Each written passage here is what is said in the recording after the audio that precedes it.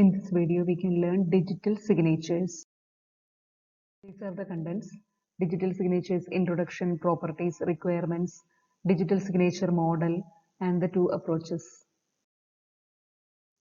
Digital signature is based on public key cryptography. Public key cryptography ആണ് ഇതിൽ use ചെയ്യുന്നത്.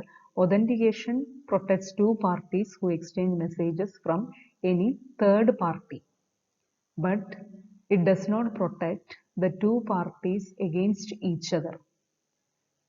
For example, several forms of dispute can happen in between the two parties. One example is the communication between John and Mary. John sends an authenticated message to Mary. So consider the following dispute. Mary may forge a different message and claim that it came from John. For that, what Mary has to do, she has to create a message and a new message. Mary can create a new message. Then അതിൻ്റെ ഒപ്പം ഈ authentication code, an authentication code using the key that John and Mary share, authentication code append ചെയ്തിട്ട് ആ message it is received from John എന്ന് claim ചെയ്യാം.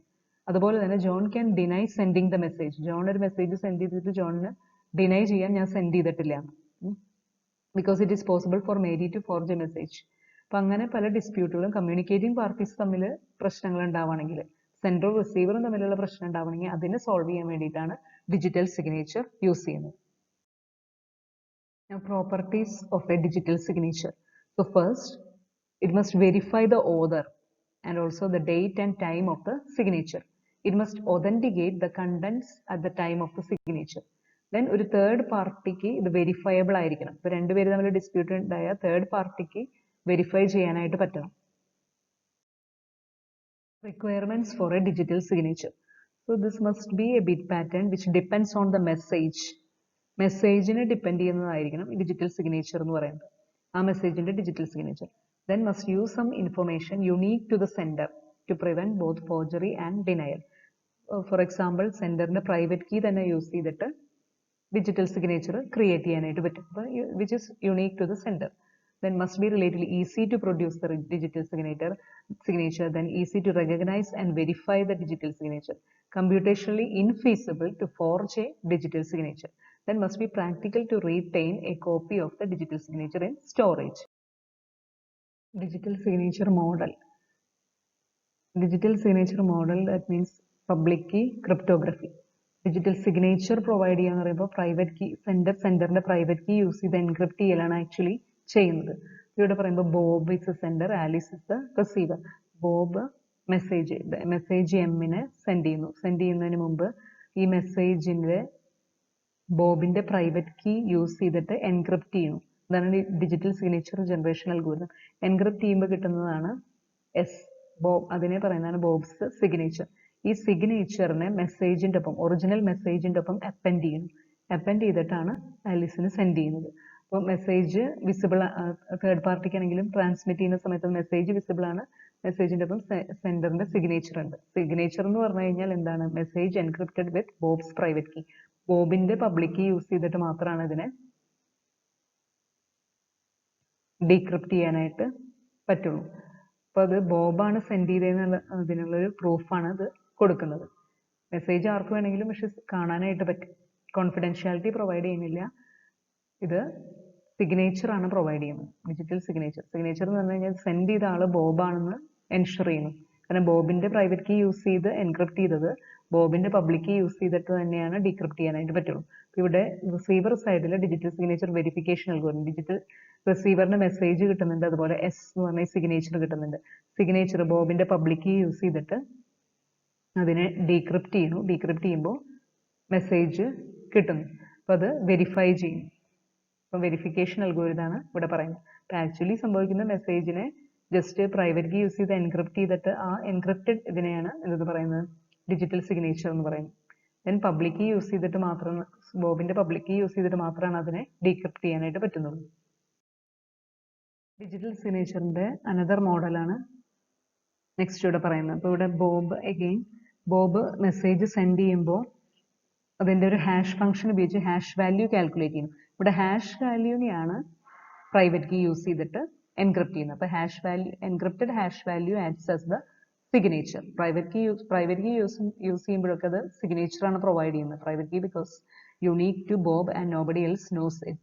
അപ്പോൾ ഇത് Bob's signature provide ചെയ്യുന്നു. Then മെസ്സേജും ഈ സിഗ്നേച്ചറും അപ്പൻഡ് ചെയ്ത് റിസീവറിന് ട്രാൻസ്മിറ്റ് ചെയ്യുന്നു. അപ്പം റിസീവറിന് മെസ്സേജ് എടുക്കുന്നു, ദെൻ എസ് എന്ന് പറഞ്ഞ ഈ സിഗ്നേച്ചർ വാല്യൂ എടുക്കുന്നു. അപ്പം മെസ്സേജ് ഹാഷ് ഫംഗ്ഷൻ യൂസ് ചെയ്ത് റിസീവറിനും സെൻഡറിനും സെയിം ഹാഷ് ഫംഗ്ഷൻ അറിയാം. ദെൻ റിസീവർ സൈഡിൽ ഹാഷ് ഫംഗ്ഷൻ യൂസ് ചെയ്ത് ഹാഷ് വാല്യൂ കാൽക്കുലേറ്റ് ചെയ്യുന്നു, മെസ്സേജിന്റെ ഹാഷ് വാല്യൂ കാൽക്കുലേറ്റ് ചെയ്യുന്നു. ദെൻ എസിനെ ഡീക്രിപ്റ്റ് ചെയ്യാൻ ബോബിന്റെ പബ്ലിക് കീ യൂസ് ചെയ്തിട്ടേ പറ്റൂ, കാരണം പ്രൈവറ്റ് കീ യൂസ് ചെയ്തിട്ട് എൻക്രിപ്റ്റ് ചെയ്തതാണ്. അപ്പോൾ എസിനെ ഡീക്രിപ്റ്റ് ചെയ്യണമെങ്കിൽ ബോബ്സ് പബ്ലിക് കീ യൂസ് ചെയ്യണം. So that provides the signature. Then decrypt ചെയ്ത് കിട്ടുന്ന ഹാഷ് വാല്യൂവിനെ ഡീക്രിപ്റ്റ് ചെയ്ത് കിട്ടുമ്പോൾ എച്ച് ഡാഷ് ആണെങ്കിൽ ഇത് രണ്ടും കമ്പയർ ചെയ്യുന്നത് സെയിം ആണെങ്കിൽ വാലിഡ് ആണെന്ന് പറയും. Two approaches has been proposed for digital signature. First one is direct digital signature and then arbitrated digital signature. Direct digital signature involves only the communication parties. For example, sender and receiver, two parties. X is the sender, then Y is the receiver ആണെങ്കിൽ ഈ രണ്ട് parties മാത്രമാണ് ഇതിൽ involve ആയിട്ടുണ്ടാവുള്ളൂ. Then destination, അപ്പോൾ ഇത് എക്സിന്റെ private key use ചെയ്തിട്ട് encrypt ചെയ്യുന്നു. എക്സ് പ്രൈവറ്റ് കീ യൂസ് ചെയ്ത് മെസ്സേജിനെ എൻക്രിപ്റ്റ് ചെയ്യുന്നു, മെസ്സേജിനെ അല്ലെങ്കിൽ ഹാഷ് വാല്യൂവിനെ എൻക്രിപ്റ്റ് ചെയ്യുന്നു.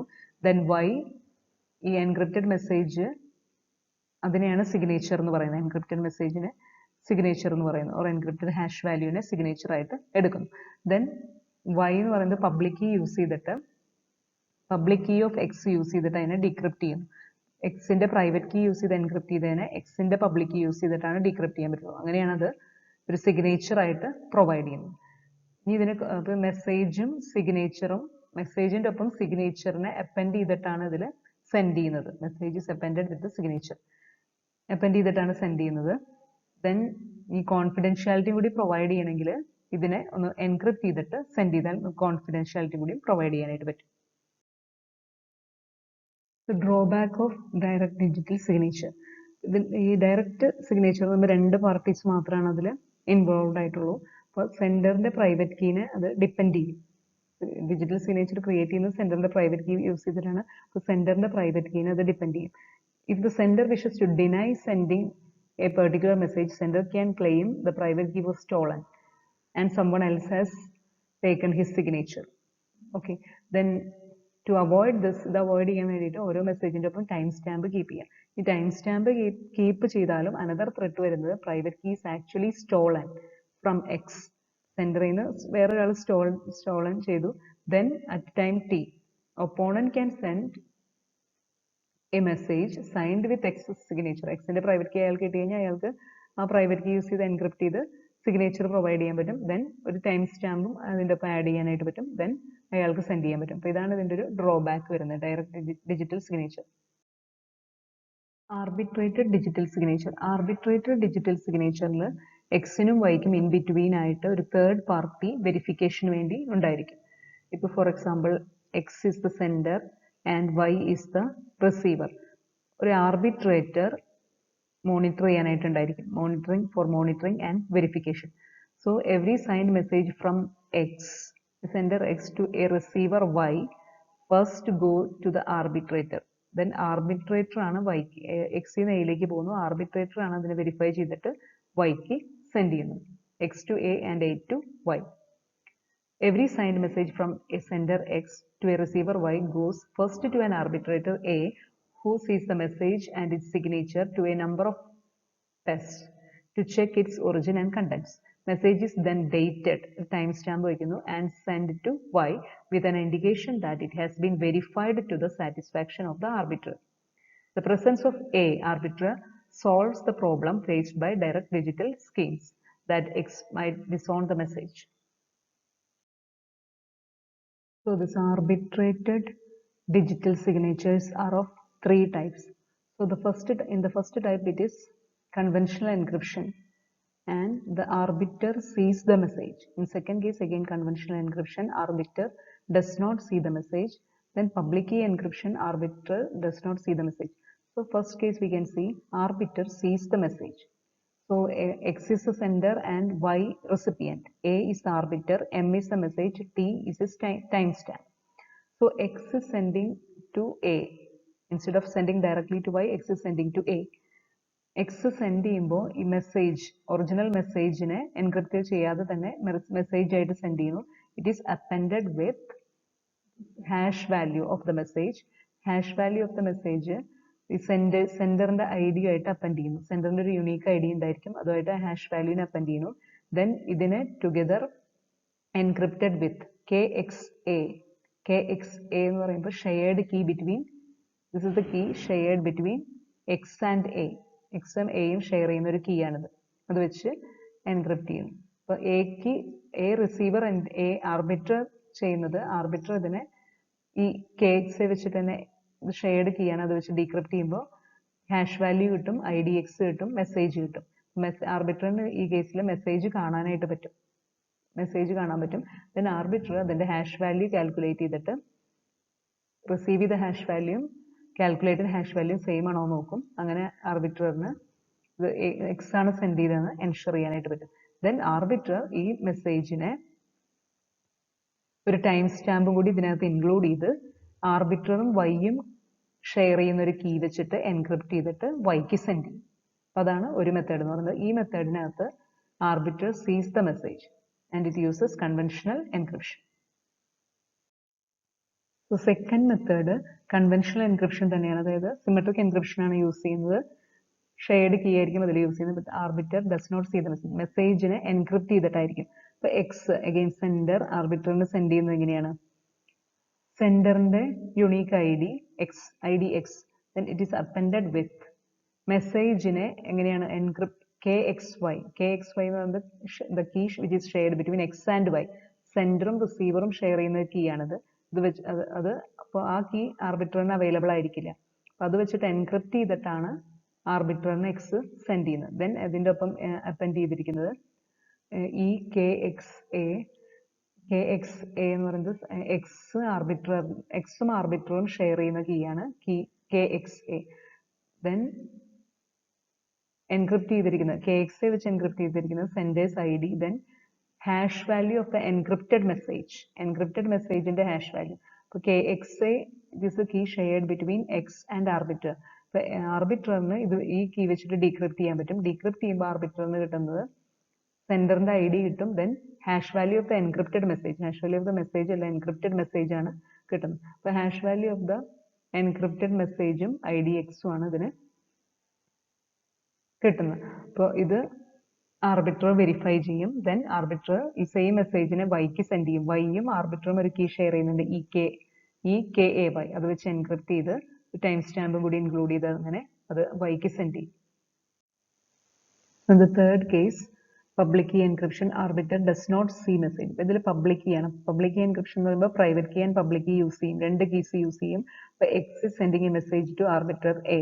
അപ്പോൾ എക്സ് സെൻഡ് ചെയ്യുന്ന എങ്ങനെയാണ്? ഇവിടെ ഡബിൾ എൻക്രിപ്ഷൻ യൂസ് ചെയ്യുന്നുണ്ട്. So again it provides security and the arbiter cannot see the message. ഇവിടെ ഫസ്റ്റ് മെസ്സേജിന് RX എന്ന് പറയുമ്പോൾ private key of X, KRX means private key of X കൊണ്ട് എൻക്രിപ്റ്റ് ചെയ്യുന്നു. then public key of X കൊണ്ടാണ് അതിനെ decrypt ചെയ്യാൻ പറ്റുള്ളൂ. then again it is encrypted with the public key of Y. UY means public key of Y. Public key of Y കൊണ്ട് encrypt ചെയ്തതിനെ private key of Y കൊണ്ട് മാത്രമാണ്, അപ്പോൾ Yക്ക് മാത്രമാണ് അതിനെ ഡീക്രിപ്റ്റ് ചെയ്യാനായിട്ട് പറ്റുള്ളൂ. ദെൻ ഇതിൻ്റെ ഒപ്പം IDX, എക്സിന്റെ ID അറ്റാച്ച് ചെയ്യുന്നു.